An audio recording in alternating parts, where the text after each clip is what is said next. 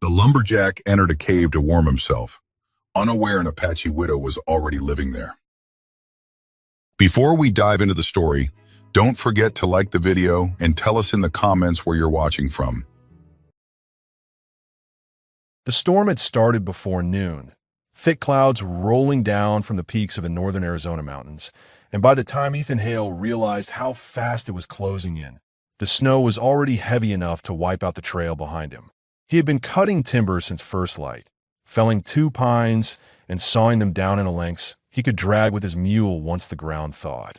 He had stayed too long, thinking he could finish another cut, but the wind shifted and the sky turned white. Now the forest was nothing but shapes hidden in swirling snow, and the cold pressed into his chest until every breath felt like knives. Ethan pushed forward through drifts that reached to his knees, his heavy boots crunching and slipping. His gloves were wet, the wool stiff with ice, and he kept shifting the axe strapped to his back because the handle dug into his shoulder. He was used to hard winters, used to being alone in the woods, but this storm was worse than most, and he knew it could kill a man if he didn't find cover. His mule had bolted hours earlier, spooked by the wind and the sudden gusts of snow. Ethan hadn't had the strength to chase it. He had only the pack on his back with dry bread, a bit of salted pork, and flint. He cursed under his breath when his boots slipped on an icy root and he went down hard onto one knee. Pain shot up his leg, but he gritted his teeth and forced himself up. He had been alone for years, ever since his brother died in a logging accident that Ethan could not stop replaying in his head, and he knew well enough that no one was coming if he didn't keep moving. He had told himself long ago he didn't need anyone, that silence and work were enough, but storms like this had a way of making a man doubt his own stubbornness. Through the white haze he saw dark rock, jagged against the snow. He squinted, eyes stinging. It was a cliff face, the kind that broke the tree line, and just to the right a shadow cut into it. A cave. Relief hit him hard, loosening the knot in his chest. He leaned forward, half stumbling, half dragging himself across the drifts until he reached it. The wind screamed at his back, snow driving sideways, but inside was a break from the storm. The silence inside the cave was thick. Ethan pulled back his hood and shook out ice from his beard. His eyes adjusted slowly. At first he thought he saw nothing but stone walls and darkness, but then the faint glow of firelight flickered against the rock deeper in. He stopped dead in his tracks. There was someone inside. A small fire burned low near the far wall, and beside it sat a woman.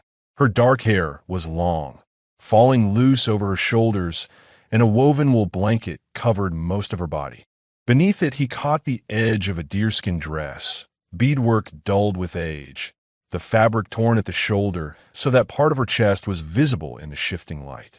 She sat very still, but her eyes, large, brown, steady, were locked on him the instant he stepped inside. In her hand was a stone, held tight as a weapon. Ethan raised both hands slowly, his axe still strapped across his back. His heart kicked against his ribs. He had expected emptiness, maybe a coyote, but not this. A woman, alone, deep in the mountains. "I don't mean harm," he said, his voice low, rough from cold air. "Storm's bad. Just need a corner to wait it out." She said nothing.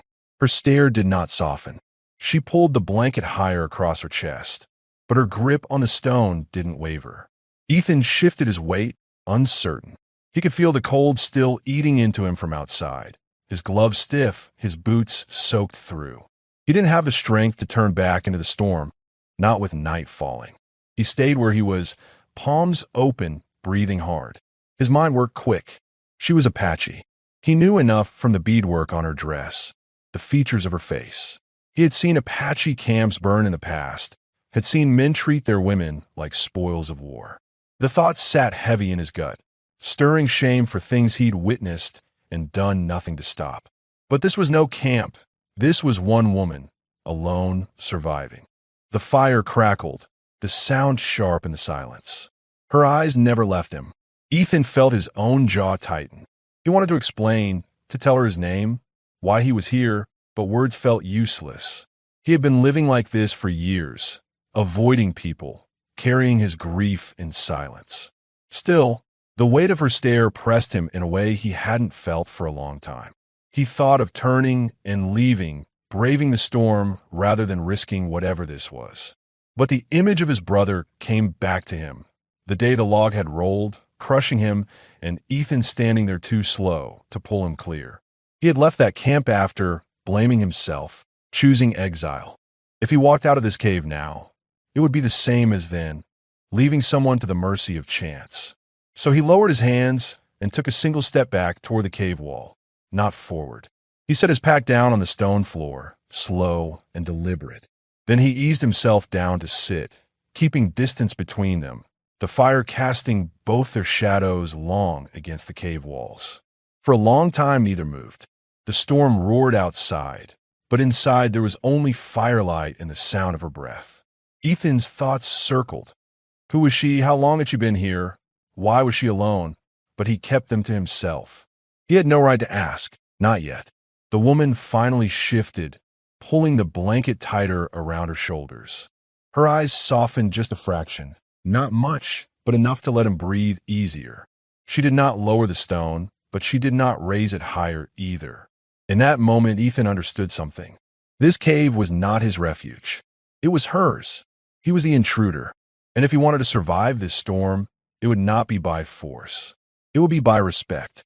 So he leaned back against the wall, letting the fire warm him from a distance, his thoughts heavy but steady. For now, survival was all that mattered. What came after, trust, words, anything else would have to wait. The storm did not let up through the night. It screamed against the rocks outside, pressing snow against the cave's entrance until the world beyond was nothing but white noise and shifting shadows. Inside, the fire burned low, throwing an orange glow across stone walls that seemed to breathe with every flicker. Ethan sat against the far side of the cave, his back to the wall, boots stretched out before him, watching the woman without staring too hard. She hadn't moved much since he entered. Her blanket was drawn high over her shoulders, her knees tucked close, the stone still in her hand though her grip had eased. In the dim light, he could see the hollows of her cheeks, the tired lines at the corners of her mouth, the curve of her dress torn and worn with long use. She was younger than he'd thought at first glance, maybe mid-20s, yet her eyes carried something much older, years of loss or fear carved into them. Ethan knew enough of the territory to guess the truth. Apache bands had been broken by raids and soldiers scattered across the land. Some women were taken, some sold, others forced into servitude. The ones who escaped had no safe place to go. Looking at her now, it wasn't hard to understand why she had chosen this cave. It was hidden, dry, and close enough to a spring. He could smell the faint dampness deeper inside. She had probably been here for weeks, maybe months. His stomach tightened. He thought of his own supplies. He reached for his pack slowly, careful not to make it look like a threat. She tensed, eyes narrowing, but when he pulled out a strip of hard bread and broke it in half, her grip on the stone faltered. He set the larger piece on the ground between them, pushing it toward her with his boot, and then bit into the smaller half himself. The crunch echoed too loud in the silence. She didn't touch her piece at first. She studied him, eyes flicking from his face to the bread, weighing whether this was a trick. Only after a long pause did she reach out, her fingers quick, snatching it into her blanket. She ate with small, cautious bites, never looking away from him. Ethan chewed slower now, the dryness of the bread sticking to his throat. He reached for his canteen, uncapped it, took a swallow, then slid it across the stone toward her. She hesitated again, then lifted it, tilting the water to her lips. She drank only a little before handing it back, her hand trembling slightly. The moment was nothing, just bread and water, but to Ethan it felt heavier than words. He let out a slow breath, realizing he'd been holding it. The hours dragged on. He tried to rest, closing his eyes, but the cold stone floor and the weight of her watchful silence kept him half awake. When he opened them again, the fire was guttering. She was moving now, adding a small bundle of sticks from the corner of the cave. He hadn't noticed them before. She must have gathered them ahead of the storm. She crouched near the flames, her blanket slipping to reveal more of her shoulder, the torn deerskin shifting as she leaned forward. The skin of her chest caught the firelight, pale against the dark leather. Ethan forced his eyes away, shame prickling hot through him.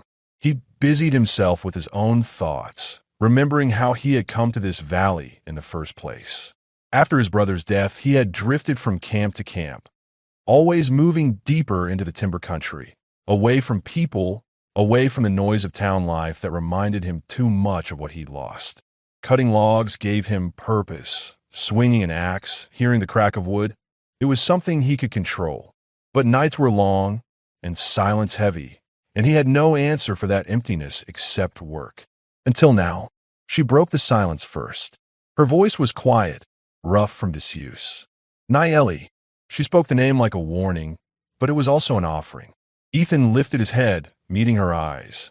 He let the name roll from his tongue carefully. Nayeli. Then he pointed to himself. Ethan. Her gaze flickered, considering him, then dipped once in acknowledgement. That was all. Yet in the cave, with the storm pressing outside, it felt like a pact. They didn't speak again for hours. When the fire sank too low, Ethan stood. She stiffened, the stone back at her grip, but he only walked to the cave mouth. The snow had piled high but not completely sealed it. He pushed through with his boots, breaking away a drift, and gathered what he could find just under the rock ledges. His gloves were stiff, fingers numb, but he dragged back an armful of frozen branches. He stacked them near the fire, squatting down to split some into smaller pieces with the head of his axe. She watched him the whole time, her blanket pulled close, her face unreadable. He wondered what she saw, a white man in her refuge, scar on his temple, eyes red from the cold. An intruder, yes, but also a man who had brought firewood instead of violence. When the flames rose again, the cave filled with warmth. Ethan leaned back against the wall, exhaustion pulling at his body. He caught her eyes for a moment, steady and dark, and for the first time, she did not look away immediately. In that look was no trust yet, but neither was there rejection. Only the unspoken truth. The storm had trapped them together. Whatever either of them carried, grief, loss, fear, it would have to wait. Survival came first. Later, as the fire burned down to embers, Ethan drifted into uneasy sleep, his axe within reach, the storm howling like an enemy outside. Nayeli sat awake longer, her eyes still on him, weighing whether this man who stumbled into her cave would bring danger or something else. For the first time in many months, she wasn't entirely sure which she wanted to believe. The fire had burned low again when Ethan stirred awake, his neck stiff from leaning against the stone wall.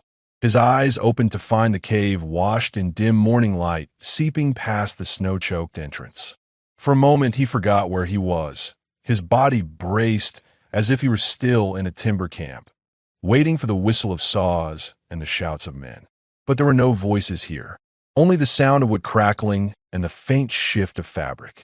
Nayeli was crouched by the fire, her blanket draped around her shoulders, feeding small twigs into the flames. Her hair, dark and heavy, fell forward, nearly brushing the embers.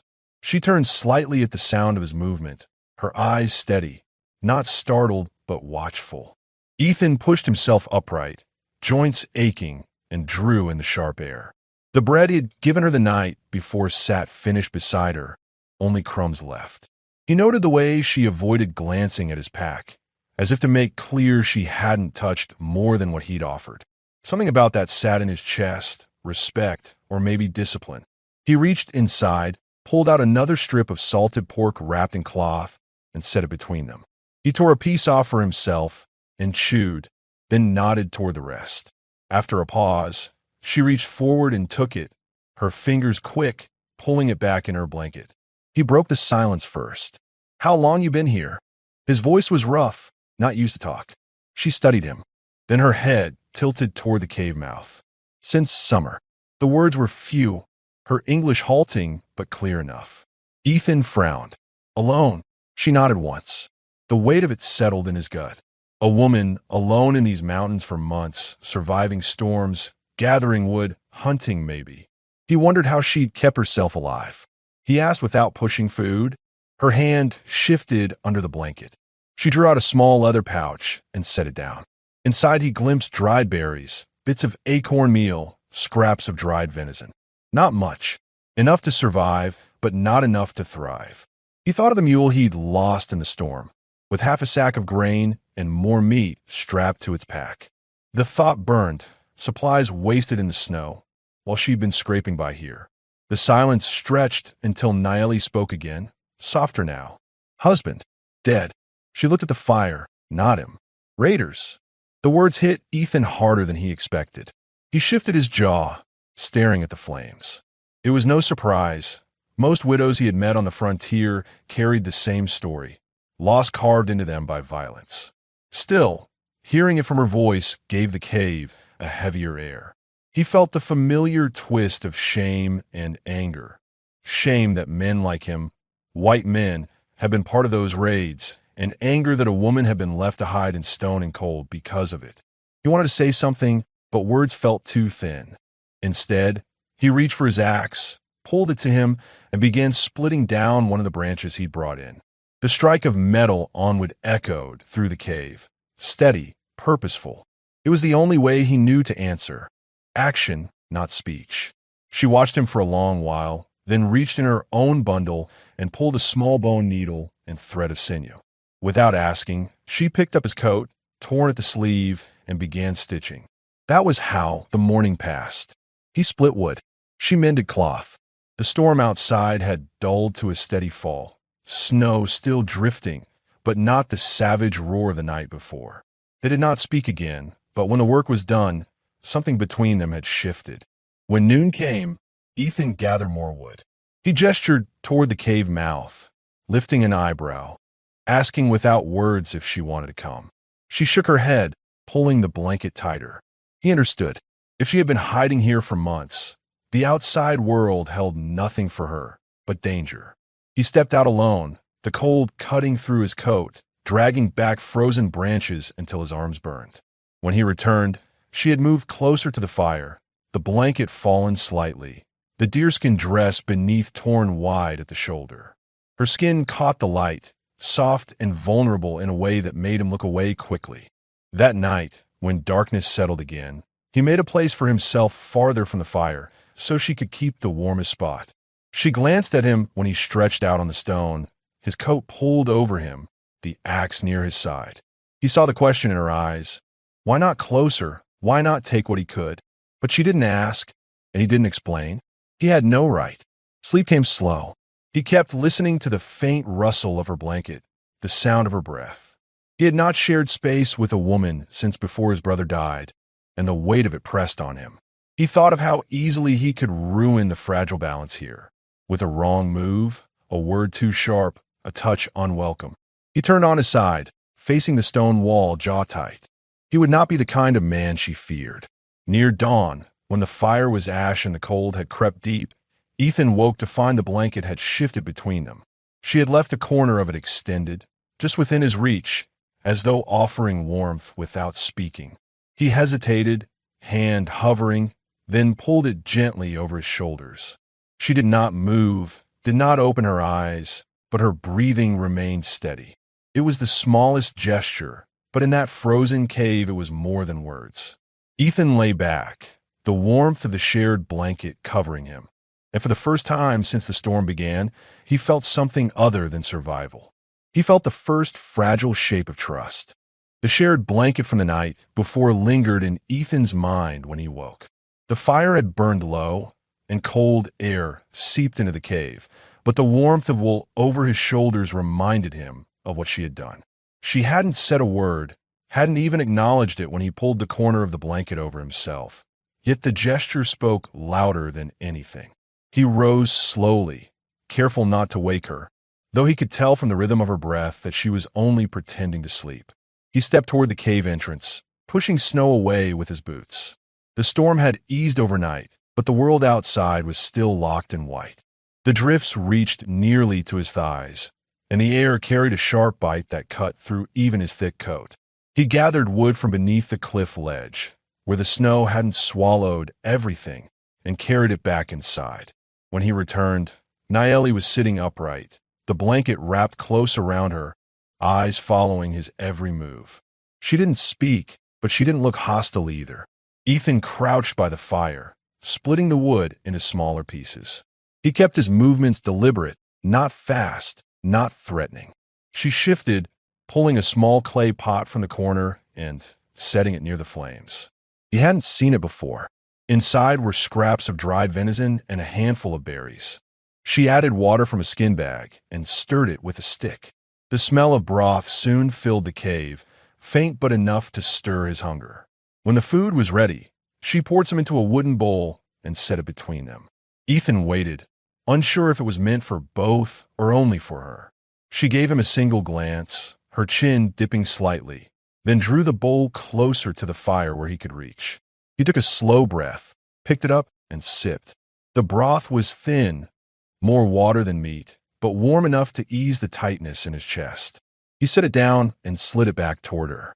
She finished it in small sips, never breaking eye contact for long. The silence between them stretched until Ethan spoke, his voice quiet. "You've been here since summer. Why not move on? Another camp, another place?" Her eyes hardened. "No camp." She shook her head once. "No people left." He felt the weight of those words. No people left.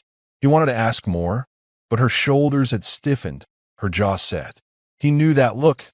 It was the same way he looked when men asked him about his brother. Some wounds weren't open for talk.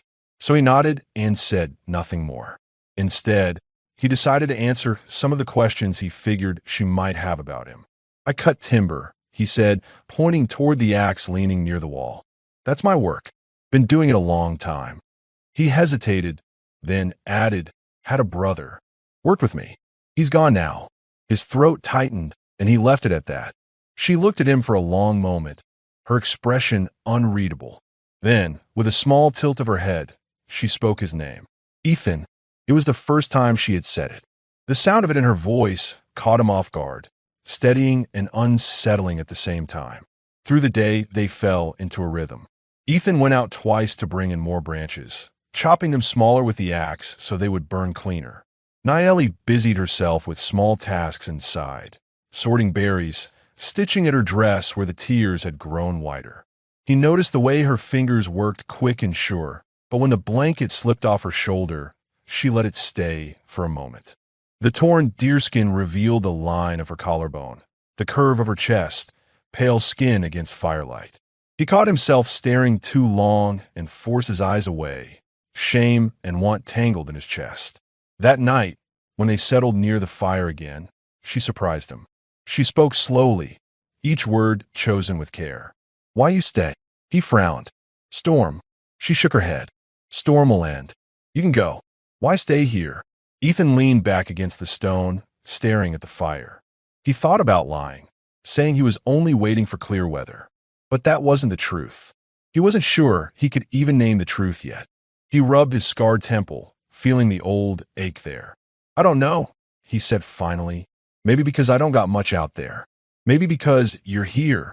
Her eyes stayed on him a long moment, steady, unblinking.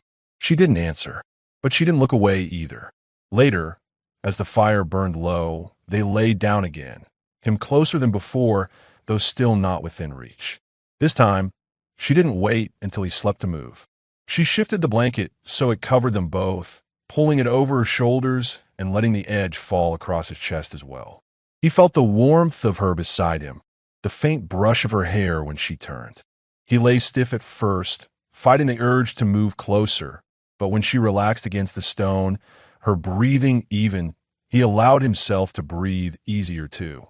In the darkness, he thought about the questions that still circled. How had she survived raids? How had she avoided soldiers or townsfolk? What danger still hunted her outside? He didn't ask. Not yet. Trust wasn't built in one night or two. It was built like fire from the smallest spark, carefully tended. As sleep pulled at him, he realized something. He no longer thought of the cave as hers alone or his intrusion. It was theirs now, if she allowed it. And though she hadn't said the words, the way she shifted the blanket told him she might be ready to allow it. The next morning came with a heavy silence, broken only by the steady drip of melting ice at the mouth of the cave. The storm had weakened, but the land outside was still buried in snow, the light harsh and pale when it spilled inside. Ethan rose first, stiff from sleeping on stone, but warmer than he had been in days thanks to the blanket they now shared. He looked over at Naeli.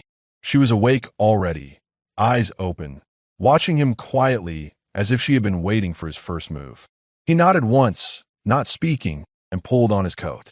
His pack was nearly empty now, just a strip of pork and the last of the bread, but he knew he had to ration what remained. He knelt by the fire, stirred the embers, and added new wood. The flames crackled higher, warming the space.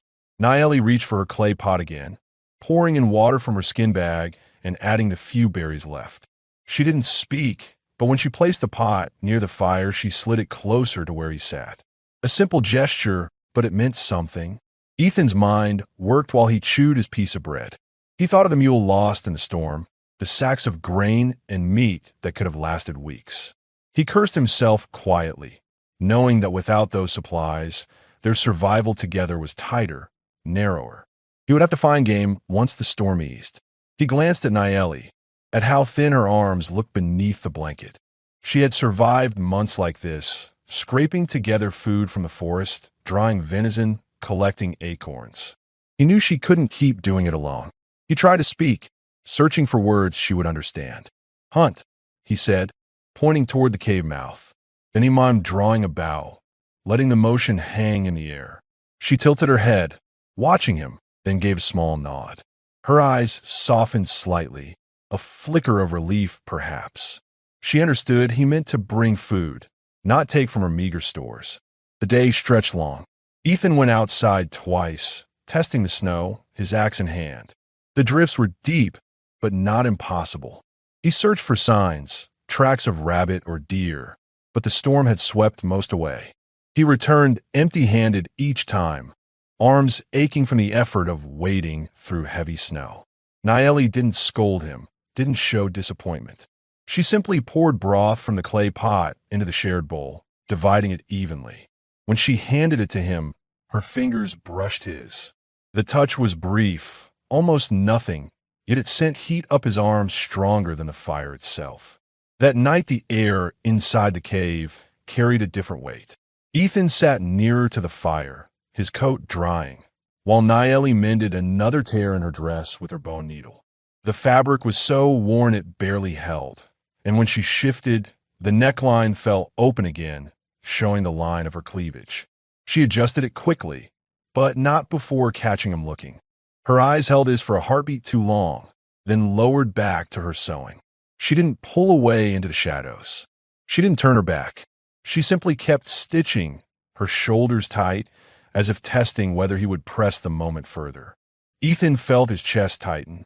He had lived years with silence as his only company. He had gone without the presence of a woman for longer than he cared to count. But he also knew too well what happened when men took without asking, when they treated women like spoils. He wasn't going to be that man. So he stood, took his axe, and split more wood instead, letting the rhythm of the blade carry away his thoughts. When he sat again, Naeli surprised him. She reached across the fire, setting his coat in his lap, neatly stitched where she had repaired it. Her hand lingered a moment longer than necessary. Her eyes lifted to his, steady and unblinking. She whispered his name, Ethan. He swallowed hard. Naeli, he answered. The space between them closed a little that night. They lay down near the fire as before, the blanket spread over both. This time, Ethan did not force himself to the edge. He stayed closer, his arm brushing hers through the wool. She shifted once, then settled, her hand resting lightly against the stone between them. Minutes passed. Then, slowly, she moved it closer until her fingers touched the back of his hand. He froze at first, heart pounding, not sure if it was accident or intent. But her fingers stayed, curling slightly, warm against his scarred knuckles. He turned his hand slowly, letting his palm face up, offering without demand. She slid her fingers into his, a quiet clasp, firm enough to show choice. Neither spoke. The fire snapped softly, the wind outside a dull hum. Ethan lay awake long after, staring at the shadows on the ceiling of the cave. He thought about what she had given him in that small gesture, trust, or at least the beginning of it. He thought about how fragile it was, how easily he could shatter it with a wrong move. His chest ached with restraint, but it was a good ache, one that reminded him he was still capable of more than grief. As sleep finally crept over him, her hand remained in his, steady, unyielding. For the first time since he'd stumbled into the cave, Ethan believed he was not simply surviving another storm. He was beginning something neither of them had expected. Ethan woke with her hand still in his. At first he thought maybe it had been a dream, but the warmth of her palm against his skin was real, her fingers curled loosely between his. The fire had burned down to embers, the cave dim in the weak morning light. He shifted slightly, not wanting to break the contact, but she stirred anyway, blinking awake. For a moment she looked at their hands, then at him. Her eyes didn't harden. She didn't pull away. Instead, she gave the smallest nod, as if to say she knew what she had done, and she meant it. They rose in silence. Ethan stretched the stiffness from his arms and shoulders, his joints aching from the stone floor. Nayeli busied herself at the fire, adding thin branches from her pile. Their food was nearly gone. He could see it in the pouch she carried. A few dried berries, the last string of venison. He felt the weight of it press on him. If he didn't bring down game soon, it wouldn't matter how much trust had grown between them. Hunger would tear it apart. "I'll try again," he said, motioning toward the mouth of the cave, miming his axe swinging down. She watched carefully, then answered with a slow shake of her head. "Snow, too deep," she said, her words rough but deliberate. He frowned, chewing the inside of his cheek. She was right. The storm had buried everything, and any trail was hidden. Still, he couldn't do nothing. "I'll try," he repeated. She hesitated, then nodded once. Outside, the cold bit hard, but he pushed into the drifts, breaking through crusted snow. He followed the tree line, eyes scanning for movement. After an hour, he saw tracks, rabbit, faint in the powder. He followed them, slow, careful, and finally managed to bring one down with a heavy throw of his axe head. It wasn't much, but it was food. When he returned, Nayeli was waiting at the cave entrance, blanket pulled tight. Relief flickered across her face, quickly hidden. She knelt with him by the fire as he skinned the rabbit, her hands steady as she cleaned the meat with her small knife. Together they set it over the flames, the smell filling the cave. When it was done, she tore a piece and handed it to him first. He shook his head, pushing it back toward her. She frowned, then pressed it into his hand firmly. "Eat," she said. He obeyed, chewing slowly, the taste richer than anything he'd had in weeks. The act of sharing that small meal broke something in the silence between them. Afterward, Nayeli sat close, the blanket slipping from her shoulders as the fire warmed her skin. Ethan watched her fingers pluck at the edge of the deerskin dress where she had been stitching earlier. His chest tightened. The dress was torn badly at the chest, exposing the curve of her cleavage each time she shifted. She caught his glance and held it this time. She didn't pull the blanket tighter. She let fall. Ethan's pulse quickened. He looked away, forcing his hands to stay still. His mind battled itself, one side screaming that she was offering him something more, the other warning him that trust so new could be broken in a single misstep. He remembered his brother's voice, steady and cautious. "You can't take what isn't freely given, Ethan." That voice echoed even now. He spoke, his tone low, careful. "You don't have to fear me." His words were plain, but he meant everyone. Nayeli studied him, then lifted her hand slowly, reaching across the space between them. Her fingers touched the scar at his temple, tracing it gently. Ethan froze, breath caught in his chest. It had been years since anyone touched that scar. He had always carried it like a mark of failure. Yet here she was, touching it not with pity, but with quiet recognition. Her hand slid lower, brushing the side of his beard, stopping at his jaw. She leaned closer, the firelight catching her eyes. Ethan didn't move at first, afraid to shatter the moment.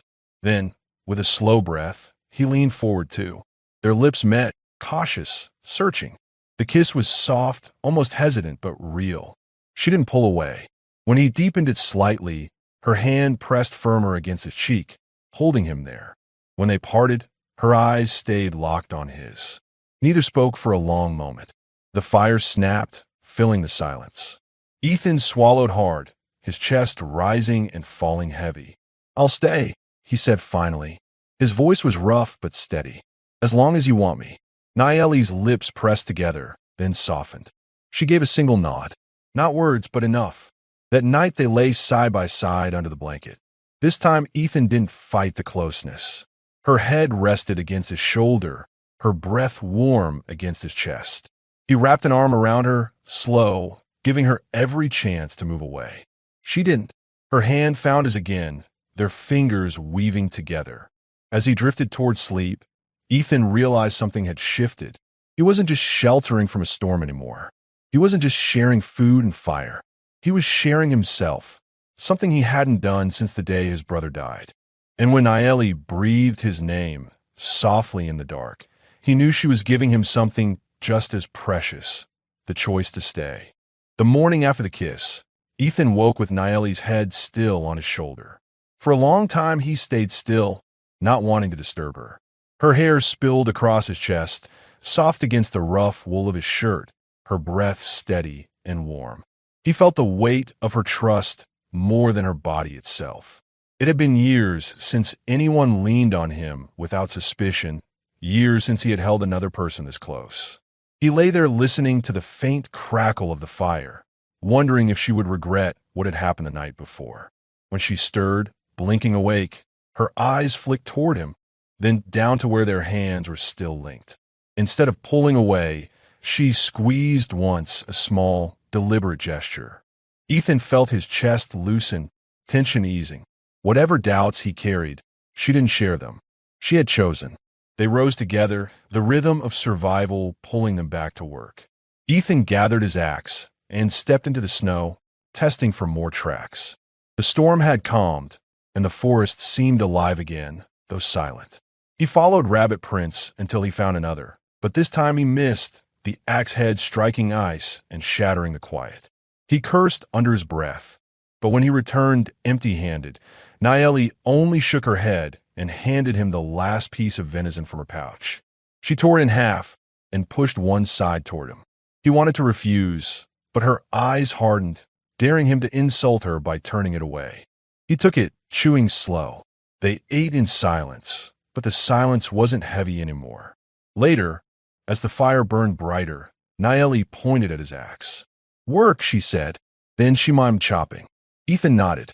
"Timber," he answered, repeating the word until she shaped it with her own lips. She pointed at herself. "Nayeli." Then she pointed at him. "Ethan." He smiled faintly. "Ah," he said. Through the day, they built a rhythm of words. Small ones, broken, but enough to bridge the space between them. When he said water, she repeated it softly. When she said sun, pointing toward the light breaking through the snow clouds, he echoed her voice. It wasn't much, but it was a start. As night fell, the fire warmed the cave more than usual. Ethan sat close, sharpening his axe with slow strokes, while Nayeli stitched another seam in her dress. The fabric was torn badly now, and when she shifted, more of her chest showed. Ethan tried not to stare, but she caught him once, her eyes lingering on his before lowering. Instead of pulling the blanket higher, she let it stay. The tension between them thickened, not hostile, but charged. Ethan set his axe aside, his breath heavy. He wanted to touch her, but he fought the urge, afraid of breaking what had only just begun. Before he could decide, Nayeli reached across the fire. Her fingers brushed his, then slid up to his scarred hand. She turned it over, studying the calluses, the old wound across his palm. Her thumb traced the line slowly, as if reading him through touch alone. Ethan swallowed, his throat tight. "That happened in the camps," he murmured, pointing at the scar. Log slipped, nearly took the hand. He didn't know if she understood all the words, but she seemed to. Her eyes lifted to his face, steady, questioning. He knew she was asking silently what hurt him most. He gave the answer without her voice. "My brother," he said, rough. His chest tightened, the old grief cutting through. "Died working with me." She didn't look away. Instead, she reached up and touched the scar on his temple, the one from the same accident. Her palm lingered against his cheek, warm against the ruff of his beard. No more alone, she whispered, her English clumsy but clear enough. The words cut through him. He felt the breath leave his lungs, replaced by something heavier, sharper. He leaned forward, slow, giving her every chance to stop him. She didn't. Their lips met again, this time with no hesitation. The kiss was firmer, longer, the heat of it spreading through his chest. She leaned closer, her blanket falling, and his arms wrapped around her instinctively, pulling her against him. When they broke apart, her forehead rested against his. Both breathed hard, the firelight flickering across their faces. Ethan wanted to say more, but he couldn't find the words. Instead, he held her tighter, letting the silence carry what he felt. That night, they lay under the blanket again, but closer now. Her head rested on his chest, his arm wrapped around her waist.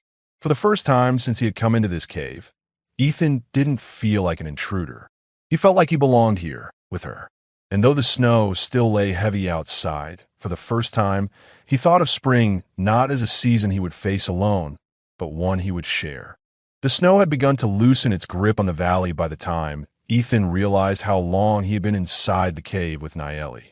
The storm no longer screamed across the cliffs. Instead, the air outside carried the steady sound of dripping meltwater, trickling down rock and pooling in frozen cracks. The forest was still buried deep, but the light was changing, the sun climbing higher, sharper, more insistent. Inside the cave, life had shifted too. Ethan and Nayeli no longer moved like strangers sharing space. Their routine was unspoken. He gathered wood, split it clean, carried snow inside to melt for water. She prepared what little food remained, mended their clothes, and kept the fire steady. At night, they no longer kept distance. They lay together, wrapped in the same blanket, their bodies close against the cold, their hands always finding one another in the dark. But survival pressed close. The rabbit meat was gone, the last of the berries eaten. Hunger crept into their days. Ethan felt it in his shoulders, in the ache of his legs when he walked through deep snow, searching for signs of game. One morning he returned empty-handed again, jaw tight, chest burning with frustration. He slammed the axe into the ground at the cave mouth, the sound echoing. Nayeli was crouched by the fire. She flinched at the noise but didn't retreat. Instead, she rose, walked toward him, and placed her hand on his arm. Her touch was light, steady. "Enough," she said simply. Her English was broken, but the meaning was clear. He met her eyes and felt the anger drain out of him. He nodded once, pulled the axe free, and set it aside. Later that day, when the snow had crusted harder, he tried again. This time, he followed the ridge farther than before, moving slow, careful. He spotted deer at last, a small group picking their way through the pines. He didn't get close enough for a clean strike, but seeing them gave him something just as important: hope. The thaw was coming. The forest would open again. Food would return. When he came back to the cave, exhausted, Nayeli had spread the blanket near the fire. She had taken off her deerskin dress to stitch another tier, her shoulders bare in the glow of the flames. Ethan froze at the sight, his chest tightening. She looked up at him, unflinching. She didn't cover herself immediately. Instead, she let him see her, vulnerable, unashamed. Then, after a long pause, she pulled the dress back over her shoulder and continued sewing. That night, when they lay together, the air between them was charged.